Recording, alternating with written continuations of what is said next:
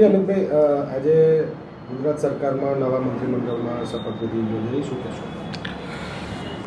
આજે ગુજરાત સરકારના નવા મંત્રીમંડળની શપથવિધિ યોજાઈ છે ત્યારે જે પણ માનનીય ધારાસભ્યશ્રીઓને મંત્રી તરીકેની જવાબદારી મળી છે એવા તમામને શુભેચ્છા પાઠવું છું.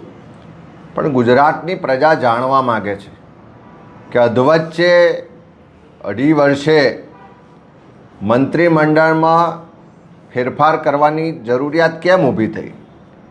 એક તરફ આખી સરકાર પોલિસી પેરાલિસિસથી પીડિત છે, ચારે તરફ ભ્રષ્ટાચાર બેફામ છે, લોકો સરકારની નીતિ અને નિયતને સારી રીતે ઓળખી ચૂક્યા છે. એટલે ચહેરા બદલવાથી જે લોકોને અન્યાય થઈ રહ્યો છે, જે ભેદભાવનો ભોગ બનવું પડે છે, જે લોકો હેરાન પરેશાન છે, ભ્રષ્ટાચાર અને ગેરવહીવટથી ત્રસ્ત જનતા છે, એને આમાંથી કોઈ પણ જાતનો લાભ મળવાનો નથી. આ મંત્રીમંડળના ફેરફારથી ગુજરાતના લોકો જાણવા માગે છે કે ગુજરાતીઓને ગુજરાતને શું ફાયદો. પાછલા 2.5 વર્ષના શાસનકાળમાં જે મંત્રીમંડળ હતું, લગભગ 9 જેટલા કેબિનેટ મંત્રીશ્રીઓ હતા અને 8 જેટલા રાજ્ય કક્ષાના મંત્રીઓ હતા. 50% લોકોને પડતા મૂક્યા છે. જો તમારા 50% મંત્રીઓ કામ નહોતા કરતા, એફિશિયન્ટ નહોતા, એમની સામે ભ્રષ્ટાચારના આક્ષેપો હતા, એમના વિભાગમાં ગેરવહીવટ ચાલતો હતો, એમના મળતિયાઓ બેફામ રીતે લોકોને લૂંટતા હતા, તો 2.5 વર્ષ સુધી રાહ શું કામ જોઈ? કેમ બચુભાઈ ખાબડનું નામ મનરેગામાં આવ્યું અને બીજા દિવસે એમને મંત્રી તરીકે ના હટાવ્યા? કેમ ભીખુભાઈ પરમારનું નામ બીજેડ કૌભાંડના કૌભાંડીઓ સાથે જોડાયું તો એમને તાત્કાલિક મંત્રી તરીકેથી હટાયા નહીં?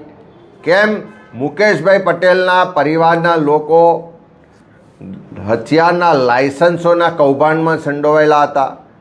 બળવંતસિંહ રાજપૂત સામે જીઆઈડીસીનું કૌભાંડની વાતો આવી, અનેક મંત્રીઓ સામે ભ્રષ્ટાચાર ગેરવહીવટની ખૂબ ફરિયાદો આવી, પણ 2.5 વર્ષ સુધી એમને ચલાયા. અને હમણાં 1 અઠવાડિયું વિકાસ સપ્તાહ યોજવામાં આવ્યું. આખા વિકાસ સપ્તાહમાં આખા ગુજરાતમાં પ્રજાના પડસેવાના ટેક્સના પૈસાથી પ્રચાર પ્રસાર કરવામાં આવ્યો, ઉત્સવોને તાયફા કરવામાં આવ્યા. અને ત્યારે સરકારને ખબર પડી કે સરકારનો વહીવટ તો ખાડે ગયો છે. મંત્રીઓ સામે તો ખૂબ અસંતોષ છે, મંત્રીઓ તો બિલકુલ રીતે અનએફિશિયન્ટ છે, ભ્રષ્ટાચારમાં સંડોવાયેલા છે. અને હવે જ્યારે 50% મંત્રીઓને પડતા મૂક્યા છે, તો શું ચહેરા બદલવાથી સરકારની નીતિ અને નિયતમાં કોઈ ફરક પડવાનો છે? જો મંત્રીઓ એટલે કે મુખ્યમંત્રીની ટીમ 50% બદલવી પડે, એનો મતલબ આ ફેલ ટીમ હતી. અને જો ટીમ ફેલ હોય તો એની જવાબદારી કેપ્ટનની હોય કે ના હોય? આજે જે રીતે કદાચ નાયબ મુખ્યમંત્રીની જાહેરાત થઈ છે, લોકોમાં ચર્ચા છે કે બિહારની ચૂંટણી પછી કદાચ કેપ્ટન પણ બદલાશે. પણ આજે ગુજરાતના લોકો આ મંત્રીમંડળના ફેરફારના જે ચહેરા જોયા છે, જે નામ જોયા છે, ચોક્કસ એમણે બધા વિસ્તારો જ્ઞાતિઓનું પ્રતિનિધિત્વ આપ્યું એવું કહે છે, પણ જે જમીન સાથે જોડાયેલા નેતાઓ હતા, જે કદાચ કયાગરા નહોતા, પોતાના સમાજમાં પોતાના વિસ્તારમાં જેમનું નામ છે, મહેનત છે, એવા કેટલાય લોકોને સાઇડલાઇન કરવામાં આવ્યા. જયેશ રાદડિયા હોય, અલ્પેશ ઠાકોર હોય કે બીજા મંત્રીઓ, અનેક લોકો એવા છે કે જેને પોતાના વિસ્તારમાં કે પોતાના લોકોને અપેક્ષા હતી. અમારા ખેડામાં પંકજભાઈ દેસાઈ છે, 6 ટર્મથી ધારાસભ્ય છે, કાયમ રાહ જોઈને બેઠા હોય. વડોદરામાં અનેક લોકો છે, બધી જ જગ્યાએ છે. પણ કદાચ દિલ્હીના જે રિમોટ કંટ્રોલથી આખી ગુજરાત સરકાર ચલાવે છે એવા નેતાઓને કયાગરા લોકો જોઈતા હશે. ક્યાંક સામે પ્રશ્ન પૂછે, અવાજ ઉઠાવે એવા લોકોને મંત્રી તરીકે પસંદગી કદાચ નહીં થતી હોય, એમની પાર્ટીનો વિષય છે. પણ ગુજરાતના લોકો આજે ચોક્કસ કહી રહ્યા છે કે ચહેરા બદલવાથી નહીં ચાલે, તમારી નીતિ, તમારી નિયતને ગુજરાતના લોકો ઓળખી ચૂક્યા છે.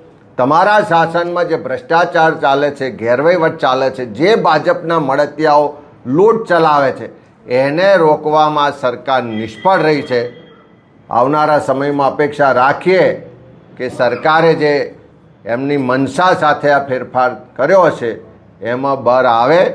પણ ગુજરાતની જનતા 100% માને છે કે ચહેરા બદલવાથી પાપ ધોવાઈ જતા નથી. સર, આપ જે જિલ્લામાંથી પ્રતિનિધિત્વ કરી રહ્યા છો